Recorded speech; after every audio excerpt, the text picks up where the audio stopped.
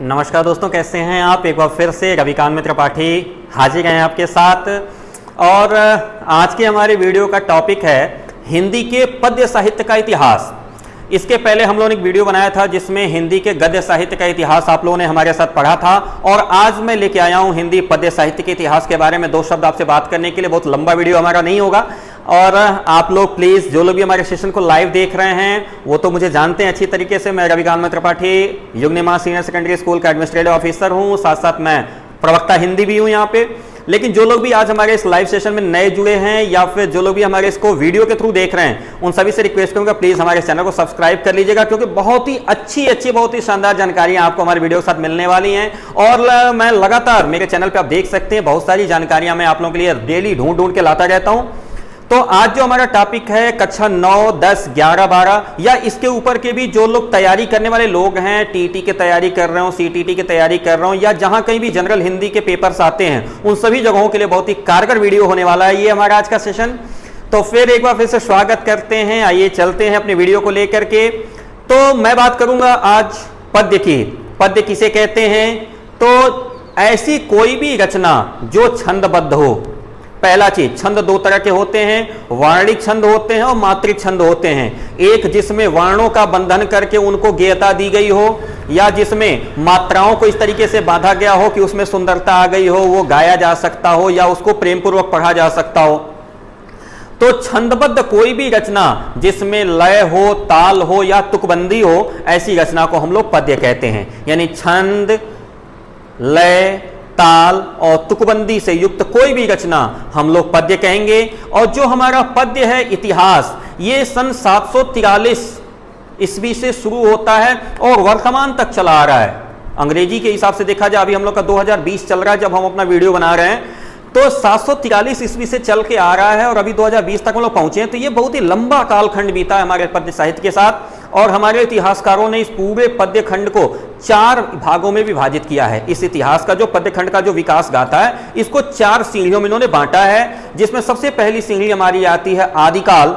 सन विक्रमी संवत के हिसाब से अगर देखें तो सन 800 विक्रमी संवत से लेकर के 1400 विक्रमी संवत के मध्य, सन 800 विक्रमी संवत से लेकर 1400 विक्रमी संवत के मध्य, उसको अगर ईस्वी में देखा जाए यानी अंग्रेजी सन में देखा जाए तो सन 743 से लेकर के सन 1343 के मध्य आता है। यानी अगर अंग्रेजी में देखा जाए तो 743 से लेकर के सन 1343 के मध्य का जो कालखंड है, इस कालखंड को हमारे साहित्यकारों ने लिखा है आदिकाल।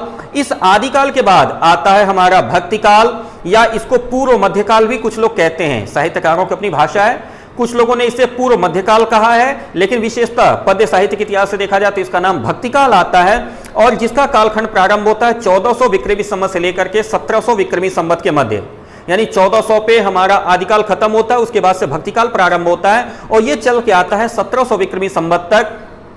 अगर इसको अंग्रेजी में देखें तो ये हमारा चालू होगा 1343 से और समाप्त होगा 1643 पे। 300 वर्षों का यह कालखंड है। 1343 से चालू हुआ, 1643 तक आएगा पूर्व मध्यकाल या फिर भक्तिकाल। इसके बाद उत्तर मध्यकाल चलेगा, जिसे हम लोग रीतिकाल कहेंगे।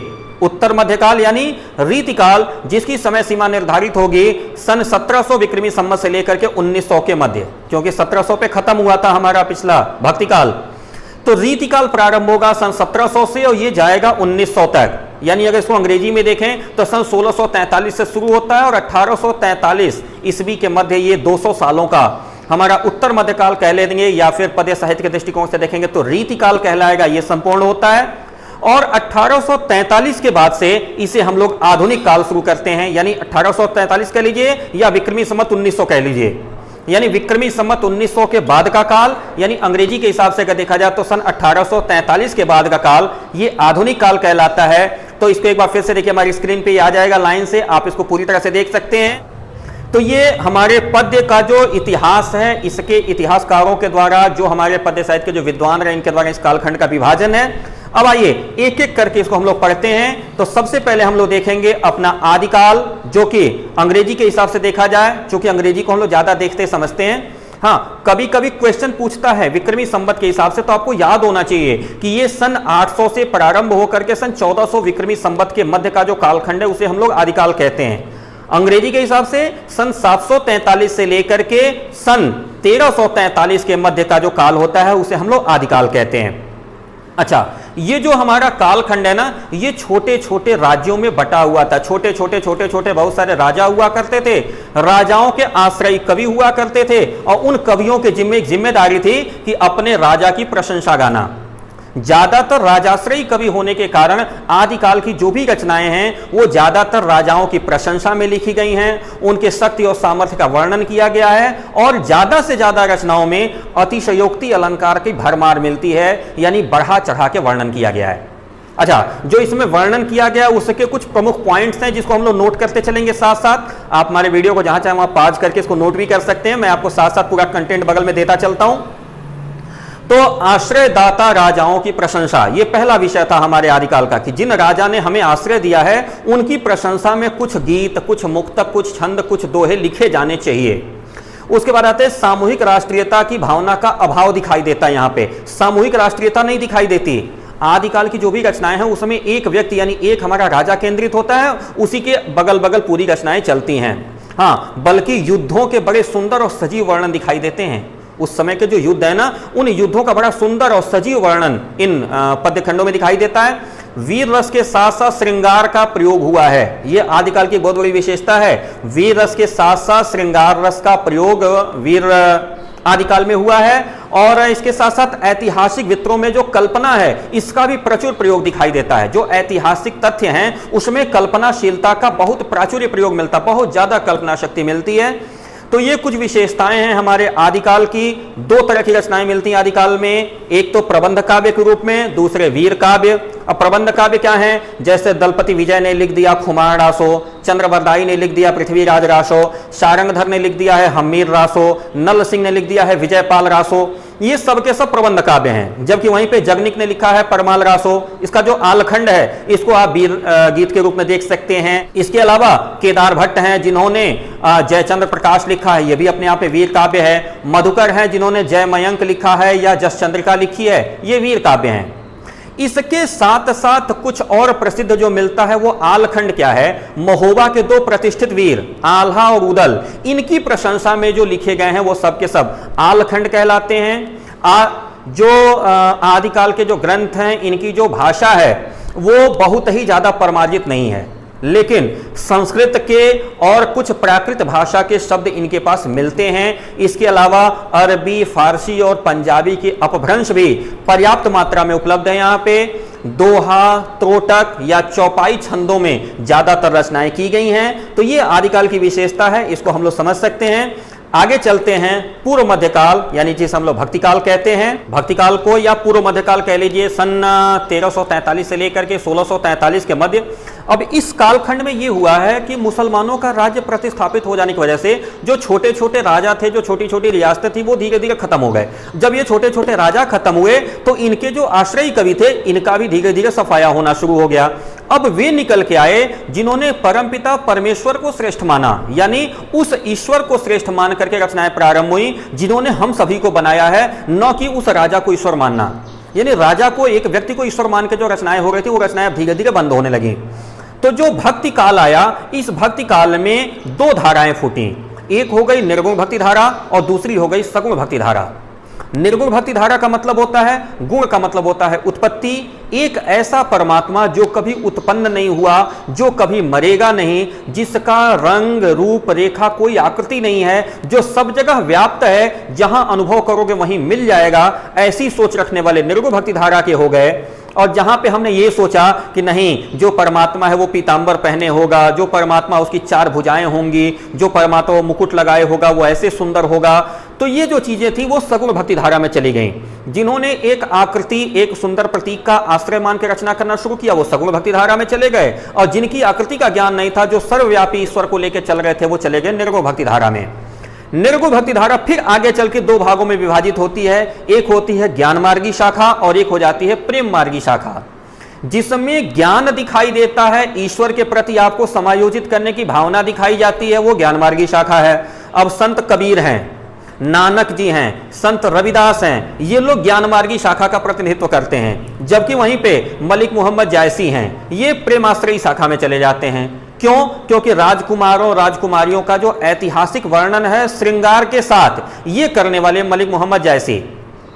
तो जो लोग हिंदू राजाओं राजकुमारियों उनके ऐतिहासिक तथ्यों को साथ लेकर के श्रृंगार परक रचनाएं कर रहे हैं, प्रेमाश्रयी शाखा में गए। और जो लोग परमपिता परमेश्वर यानी सर्व संपन्न और सर्वव्यापी परमात्मा को आश्रय मान के लिख रहे हैं, जैसे कबीर हैं, नानक हैं या फिर संत रविदास हैं, ये लोग चले गए आपके ज्ञान मार्गी शाखा में।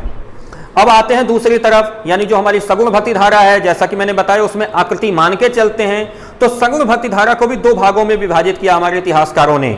एक हो गया राम भक्ति शाखा, दूसरी हो गई कृष्ण भक्ति शाखा, यानी राम काव्य और कृष्ण काव्य दो में बांट दिया। अब राम भक्ति शाखा जो है, इसके प्रणेता कह लीजिए गुरु रामानंद जी हुए, जिनकी शिष्य परंपरा में बाद में गोस्वामी तुलसीदास जी हुए, जिन्होंने रामचरितमानस जैसा इतना बड़ा ग्रंथ लिखा, जिन्होंने दशरथ के पुत्र राम के बारे में पूरा व्याख्यात्मक वर्णन किया। जबकि वहीं पे कृष्ण भक्ति शाखा में अगर देखा जाए तो कृष्ण भक्ति शाखा में बहुत ही अजर अमर कह लीजिए सूरदास जी हुए हैं, जिनके वात्सल्य वर्णन में मुझे लगता है कोई सानी उनका नहीं हुआ। सूर सागर और सूर सरावली जैसा बड़ा ग्रंथ लिख करके उन्होंने भी अपने नाम को अमर किया। तो हम यूं देखें, एक बार फिर से समराइज करें भक्ति काल को। सन 1343 से लेकर 1643 के मध्य छोटे छोटे राजा जो रियासतें थी उनकी समाप्ति, बड़े शासक मुसलमानों का प्रतिनिधित्व हुआ है। इस बीच में हमारे इतिहासकारों हमारे विद्वानों ने रचना का जो प्रक्रम था, जो राजाश्रय था, उसको बदल करके ईश्वर के प्रति आश्रय किया। दो विभागों में हमारे इतिहासकार ने विभक्त किया, सगुण भक्ति धारा और निर्गुण भक्ति धारा। निर्गुण भक्ति धारा का मतलब होता है जिसमें ईश्वर को सर्वव्यापी बिना आकृति का मान लिया गया, सगुण भक्ति धारा जिसमें ईश्वर को एक आकृति वाला माना गया। जो निर्गुण भक्ति धारा थी उसमें फिर दो उपाय निकाले गए, ज्ञान मार्गी शाखा और प्रेम मार्गी शाखा। ज्ञान मार्गी शाखा में संत कबीरदास जी हैं, रविदास हैं, नानक जैसे लोग आए हैं, जबकि वहीं प्रेम मार्गी शाखा में मलिक मोहम्मद जैसी जैसे लोग हैं। सगुण भक्ति धारा में अगर देखा जाए तो उसमें भी दो धाराएं फूटी हैं, एक राम मार्गी एक कृष्ण मार्गी है। राम मार्गी भाग में गुरु रामानंदाचार्य जी हैं, जिनकी शिष्य परंपरा में गोस्वामी तुलसीदास जी आते हैं, जिन्होंने राम के बारे में लिखा। वहीं कृष्ण भक्ति शाखा में सूरदास जी हैं, जिन्होंने कृष्ण को आश्रय मान के सूर सरावली या सूर सागर जैसा ग्रंथ लिखा। तो ये हमारा भक्ति काल। इसके बाद अगला जो चलता है वो आता है उत्तर मध्यकाल कह लीजिए या रीतिकाल कह लीजिए। रीतिकाल का मतलब होता है प्रेम, प्रेम और श्रृंगार परक रचनाएं। और इतना ही नहीं, सुव्यवस्थित छंदबद्ध हिंदी के प्रयोग करते हुए जो रचनाएं की गई हैं वो भक्ति काल के बाद की रीति काल में आती हैं। सन 1643 से लेकर के 1843 के मध्य का ये जो काल है, ये मुगल साम्राज्य पूरी तरह से इस काल में प्रतिष्ठित हो चुका था। और मुगल साम्राज्य पूरी तरह प्रतिष्ठित हो जाने की वजह से जनजीवन में बड़ा सुख और शांतिपूर्ण हो गया था, इसलिए साहित्य पे इन परिस्थितियों का बड़ा तेज प्रभाव पड़ा। और जो तत्कालीन इतिहासकार थे उनका मस्तिष्क साहित्य शास्त्र की तरफ गया। रीति ग्रंथ जो है वो दो तरीके से मिलते हैं, एक वे जो अलंकार पे आधारित हैं और दूसरे वे जो रस पे आधारित हैं। यानी एक जो अलंकारों पे केंद्रित हैं और दूसरे जो रस पे आधारित हैं। यहाँ संस्कृत की परंपरा बहुत ज्यादा दिखाई पड़ती है और इसमें केशवदास जी हैं जिन्होंने रामचंद्रिका या कविप्रिया जैसी रचनाएं लिखी हैं। महाकवि भूषण हैं जिन्होंने शिवराज भूषण या शिवा बावनी जैसी कविताएं लिखी हैं। मतिराम है जिन्होंने रसराज लिखा है। बिहारी हैं जिन्होंने बिहारी सतसई लिखा है। रीतिकाल के बहुत ही फेमस कवि बिहारी आते हैं जिनके बारे में कहा भी जाता है कि सतसैया के दोहरे ज्यों नावक के तीर, देखन में छोटे लगे घाव करे गंभीर। तो ये बिहारी दास जी हैं। केशवदास जी हैं, जो केशवदास जी अपने आप में बहुत ही कठिन कविताएं लिखने के लिए प्रसिद्ध हैं। आचार्य रामचंद्र शुक्ल ने इनको कठिन काव्य का प्रेत नामक उपाधि भी दे डाली है केशवदास जी को। पद्माकर हैं जिन्होंने पद्मभरण या जगन निवेद जैसी रचनाएं लिखी हैं। तो ये जो हमारा है रीतिकाल, ये बड़ा समृद्ध काल रहा है। रस और अलंकार पूर्ण रचनाएं इस काल में हुई हैं। हाँ, रीतिकाल की एक बहुत ही विशेषता क्या है कि श्रृंगार रस की प्रमुखता यहां मिलेगी। काव्य के भाषा में ब्रज भाषा का बड़ा व्यापक प्रयोग दिखाई दिया है। सवैया और दोहा छंद इस काल में ज्यादा लिखे गए हैं। इस काल की जो प्रमुख देन कह सकते हैं कि ब्रजभाषा का व्यापक प्रयोग, अलंकार और रसों का अपने काव्य शास्त्र में प्रचुर प्रयोग। और अंत में आते हैं अपने आधुनिक काल पे, सन 1843 के बाद का समय। इसका जो समय का कालखंड विभाजन, इसका डिटेल मैंने पिछले वीडियो में किया था, उसका भी लिंक अभी आपको इसी वीडियो पे मिल जाएगा, उसको क्लिक करके आप लोग देख सकते हैं।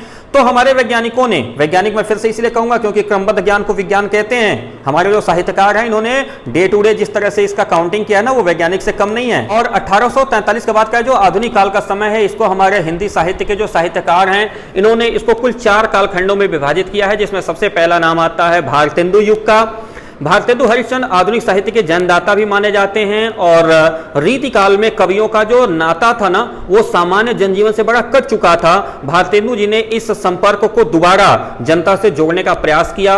यद्यपि उस समय हिंदी गद्य में खड़ी बोली आ चुकी थी, लेकिन फिर भी काव्य में ब्रजभाषा की प्रधानता रही है। और उस समय पे समाज सुधार, स्वदेश प्रेम और प्रकृति चित्रण से संबंधित रचनाएं हुई हैं।